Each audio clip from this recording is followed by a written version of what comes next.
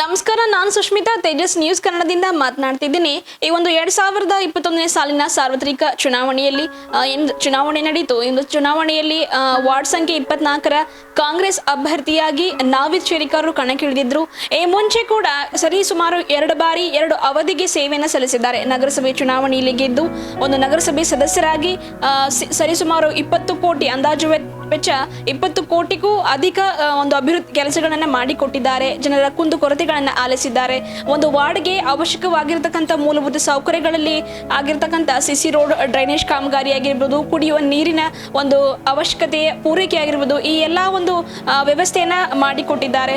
ಅಂದ್ರೆ 20 ಕೋಟಿ ವೆಚ್ಚದ ಅಭಿವೃದ್ಧಿ ಕೆಲಸಗಳನ್ನು ಮಾಡಿಕೊಟ್ಟಿದ್ದಾರೆ. ಈಗ ಮತ್ತೆ ಒಂದು 500ಕ್ಕೂ ಹೆಚ್ಚು ಮತಗಳ ಅಂತರದಿಂದ ಒಂದು 2021 ಸಾಲಿನ ನಗರಸಭೆ ಚುನಾವಣೆಯಲ್ಲಿ ಕಾಂಗ್ರೆಸ್ ಅಭ್ಯರ್ಥಿ ಗೆಲುವು ಕೂಡ ಸಾಧಿಸಿದ್ದಾರೆ. ಸೊ ಅವರೊಟ್ಟಿಗೆ ಮಾತಾಡೋಣ, ಈಗ ಏನೇನು ಯೋಜನೆಗಳನ್ನ ಹಾಕೊಂಡಿದ್ದಾರೆ ಅಂತ ಅವ್ರನ್ನೇ ಕೇಳಿ ತಿಳ್ಕೊಳ್ಳೋಣ. ಸರ್ ನಮಸ್ತೆ. ಸರ್ नमस्ते।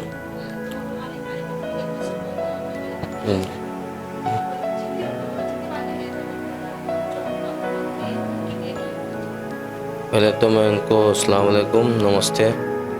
मैं पहले तो मेरे वोटर्स को शुक्रिया अदा करता हूँ, थैंक यू बोलता हूँ कि वो मेरे को 500 की लीड से जिताए हैं। और पूरे लोग एक सुर्खियों में था वार्ड नंबर 24 इलेक्शन में, लेकिन कोई सबको नोवेल करते हुए मेरे को अपना कीमती वोट दिए हैं। मैं तहे दिल से उनका शुक्रिया अदा करता हूँ और थैंक यू बोलता हूँ। जी, आपको कितना एक्सपेक्टेशन कितना था कि मुझे इतना वोट मिल सकता था, या फिर एक्सपेक्टेशन से भी ज़्यादा ही मेरे को जो मत बांधव है हमें आशीर्वाद दिए बोल के क्या एक्सपेक्टेशन था? मेरे को इससे ज़्यादा लीड का सेशन था।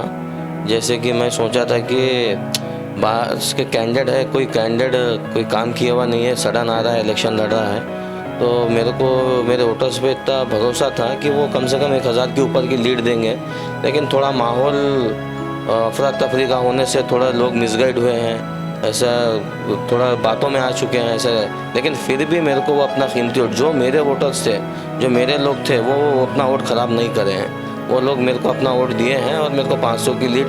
अब जैसे तो हर वार्ड में प्रेशर था, लोग माहौल क्रिएट किए थे, लेकिन 1-2 घंटों में करने थे। थोड़े लोग उसको माहौल को ख़राब करने के लिए, कोई जीतने के लिए नहीं आया था, हराने के लिए आया था। लेकिन मेरे वोटर्स, मेरी पब्लिक, मेरे वार्ड के लोग उनको जवाब दे चुके हैं और उनको मालूम हो गया है वो कौन से चीज़ पे है, कौन से रास्ते पे है।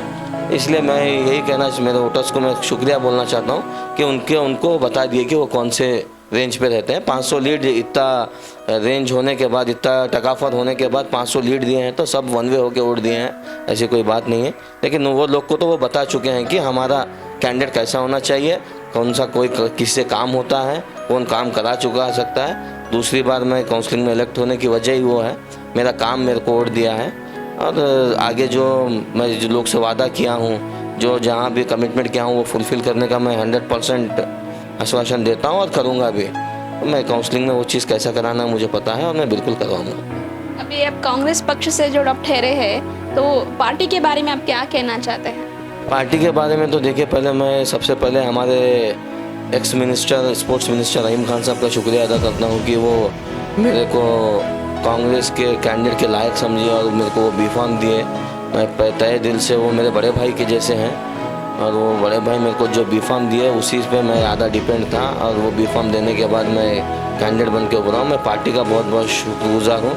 साथ में मेरे बड़े लीडर्स हैं, ईश्वर साहब है, विजय सिंह साहब हैं और राजशेखर साहब हैं, जैसे चंद्र सिंह साहब है। मैं बड़े लोगों का भी बहुत दिल से शुक्रिया अदा करना चाहता हूँ कि वो मेरे को इस लायक समझे कि INC का टिकट लेने के काबिल समझे और वो मेरे को टिकट दिए। मैं उनके टिकट से ही जीत गया हूँ। मैं सबसे ज़्यादा तहे दिल से शुक्रिया करता हूँ हमारे बिदर MLA नॉर्थ रहीम खान साहब का, जो मेरे को इस काबिल समझे कि मैं कांग्रेस का कैंडिडेट बन सकूँ।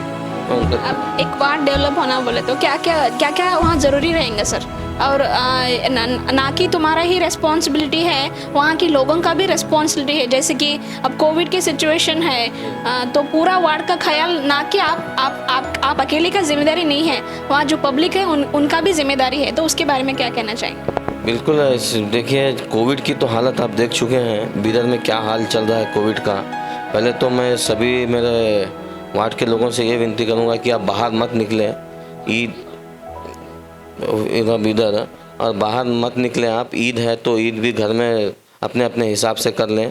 बहुत हालत ख़राब है बिदर की, कहीं ऑक्सीजन नहीं मिल रहा तो कोई इंजेक्शंस नहीं मिल रहे। सब चीज़ गवर्नमेंट भी मैनेज करने के बावजूद भी मैनेज नहीं हो रहा। क्यों बोल तो कोविड पेशेंट बहुत ज़्यादा हो गए, वो पता नहीं इतना रेंज में कैसे फैल गए। डेली 400-500 पेशेंट आ रहे हैं तो मुश्किल होगा। इसलिए मैं तहे दिल से बिदर वालों से रिक्वेस्ट करता हूँ कि वो अपने घर में क्वारंटाइन रहें और 14-15 दिन खुद अपनी अपनी सेफ्टी देखें। और हालत बहुत ख़राब है सर, बहुत कोई भी कुछ भी करने से कोई लीडर्स गवर्नमेंट्स वो ये कुछ नहीं कर सकती इसमें। इसकी हालत बहुत ख़राब है, इसीलिए आप अपनी सेफ्टी आप खुद कीजिए। मैं ये बोलना चाहता हूँ कि आप 14-15 दिन बहुत हालत ख़राब है। ये 15 डेज़ तो आप घर के बाहर मत निकलें, अपने अपने हिसाब से अपनी ईद करें और अपने अपने हिसाब से किसी को बाहर जाने मत दें। और ओल्ड एज लोगों को तो आप बिल्कुल बाहर मत जाने दें, उनको आप घर में सेफ्टी रखें। यही कहते हैं। अब ये ओल्ड अब जो भी वार्ड में है सर, जो कि अनएजुकेटेड पीपल्स हैं, जो घर में ठहरे वाले हैं, कोई लोगों को पता भी नहीं है सीएमसी का क्या क्या सौलभ उनको है बोल के। जैसे लोन का रहने दो, कुछ भी सीएमसी का कुछ भी एक सौलभ रहता है, तो उसके बारे में आप लोगों तक जाके कैसे आप उनको बताएंगे और उसका सौलभ उनको कैसे देना चाहेंगे आप? पहले तो देखिए मैडम, मैं वार्ड में डेवलपमेंट के पीछे भागा 5 साल मेरा वार्ड इतना बैकवर्ड था। आप ऑटो नहीं जा सकते थे, कार नहीं जा सकते थे, 2 व्हीलर्स नहीं जा सकते थे। मैं ये 5 साल सिर्फ डेवलपमेंट में काम किया, जैसे रोड, नाली, वाटर सप्लाई, लाइट्स, ये चीज़ पे काम किया हूँ। मैं अभी नेक्स्ट काउंसलिंग में ये सब छोड़कर मैं ओल्ड पेंशन और मीन्स लोन्स और हमारे ऑफिस से जो मशीन्स, सिलाई मशीन्स, जो लेडीज़ को फैसिलिटीज़ है, जैसे कि हमारे पास जो ग्रांट्स फंड्स रखते हैं एसएफसी में, मैं पूरा पहले डेवलपमेंट्स को देता था। अभी मैं डेवलपमेंट को नहीं दूंगा, लोगों के लोन्स के लिए रखूँगा, मशीन्स के लिए रखूँगा, कंप्यूटर्स के लिए रखूँगा। ऐसे जो ओल्ड लेडीज़ है, लेडीज़ का उनका पेंशन के आगे आना चाहते हैं, उनके लिए सेंटर्स खोलूँगा, कंप्यूटर सेंटर्स है, मशीन सेंटर्स है। ये चीज़ को मैं मेरे फंड से पैसे दूँगा। जैसे हमारे पास एक्शन प्लान जब बनता है तो मैं कोई ड्रेन्स, रोड्स, नाली को फंड देने वाला नहीं हूँ। और मैं रहीम खान साहब से भी रिक्वेस्ट करके थोड़ा फंड लूँगा कि क्या डीबी है वो है, ये फंड्स ला के मैं अभी लेडीज़ के लिए तवज्जो दे रहा हूँ। पहले मैं ये सोचता था कि मेरा वार्ड वेल है, मीन्स वहाँ पुअर पीपल नहीं है, लेकिन मेरे को इस काउंसलिंग में, इस इलेक्शन में मालूम हुआ बहुत पुअर पीपल है, उनके लिए कुछ करना पड़ेगा। और वो कुछ करने से ही उनका बेनिफिट, जैसे सिलाई मशीन्स देना है, वो कोई सेंटर, सिलाई सेंटर खोलना है, और या कुछ जो भी बेनिफिट्स है, जो भी बेनिफिशरीज बिजनेस के, जैसे हमारे जो म्यूनसिपालिटी से जो फैसिलिटीज़ मिलती है, मैं उसके तरफ ज़्यादा तवज्जो देकर उसका काम कराने की कोशिश करूँ।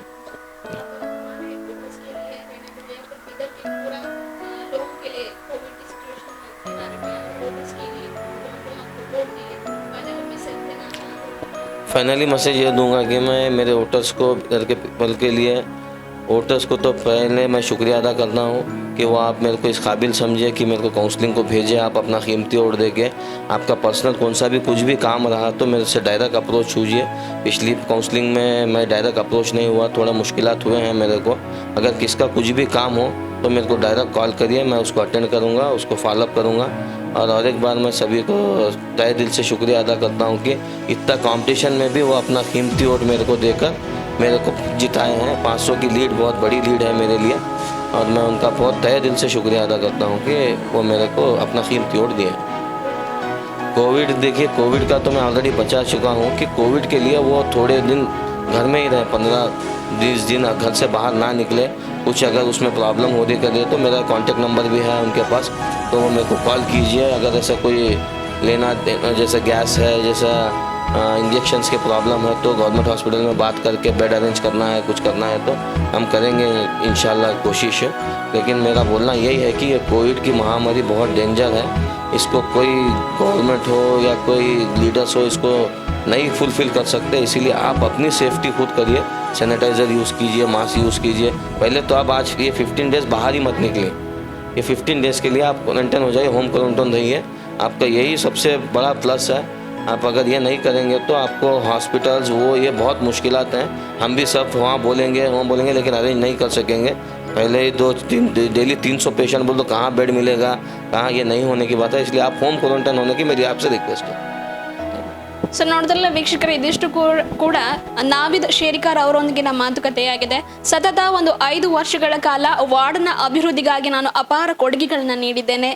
ಒಂದು ಸರಿ ಸುಮಾರು 20 ಕೋಟಿಗೂ ಹೆಚ್ಚು ಅನುದಾನವನ್ನು ತಂದು 20 ಕೋಟಿಗೆ ಒಂದು ಅಭಿವೃದ್ಧಿ ಕಾಮಗಾರಿಗಳನ್ನ ನಾನು ವಾರ್ಡ್ನ ಅಭಿವೃದ್ಧಿಗಾಗಿ ಮಾಡಿಕೊಟ್ಟಿದ್ದೇನೆ. ಸೊ ಇನ್ನು ಮುಂದೆ ಕೂಡ ನಾನು ಏನೇನು ಭರವಸೆಗಳನ್ನ ನೀಡಿದ್ದೇನೆ ಜನರಿಗೂ ಮತ ಬಾಂಧವರಿಗೂ, ಅವರೆಲ್ಲರ ಸಮಸ್ಯೆಗಳನ್ನ ಆಲಿಸ್ತೀನಿ, ಅವರ ಒಂದು ಕೊರತೆಗಳನ್ನ ಬಗೆಹರಿಸ್ತೀನಿ.